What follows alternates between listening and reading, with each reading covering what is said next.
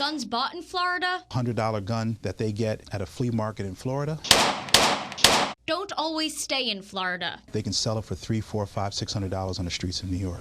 The ATF looks at who bought crime guns and where they were manufactured. Special Agent Kevin Richardson says that can often link a person to a crime. It also might open up other individuals that might be trafficking firearms. The NBC2 investigators learned 19,385 crime guns were recovered in Florida in 2015. This is what the primary guns are that are recovered. Guns bought in the Sunshine State can be resold up north for 3 times the original price. This is the top gun that you'll see around the United States.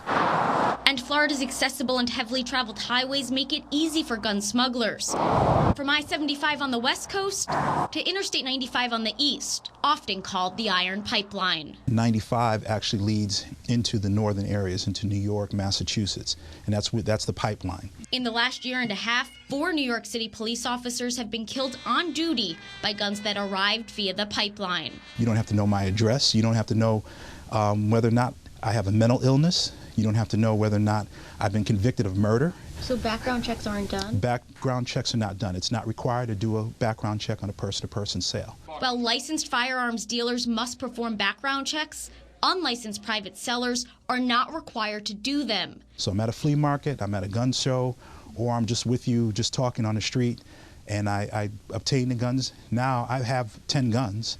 I can do what I want. That's one way guns are ending up on the black market. Thieves are also burglarizing homes, cars, and even gun shops. We do have security video footage throughout the entire store. The general manager of the Alamo in Naples says 80 surveillance cameras are watching over his gun shop at all times. Everything you see out here on our floor, like a suppressor or a firearm, there is a camera on it. The ATF says locking up your firearms is the best thing you can do because once guns get into the wrong hands, you'll see guns that are trafficked to Puerto Rico or the Virgin Islands. You never know where they might end up. According to a recent ATF report, pistols are the top gun recovered in Florida, and 9mm is the top caliber recovered. If you'd like to take a look at the full report, you can head to NBC2.com. We've created a slideshow for you. Reporting live tonight, I'm Rachel Polanski, NBC2.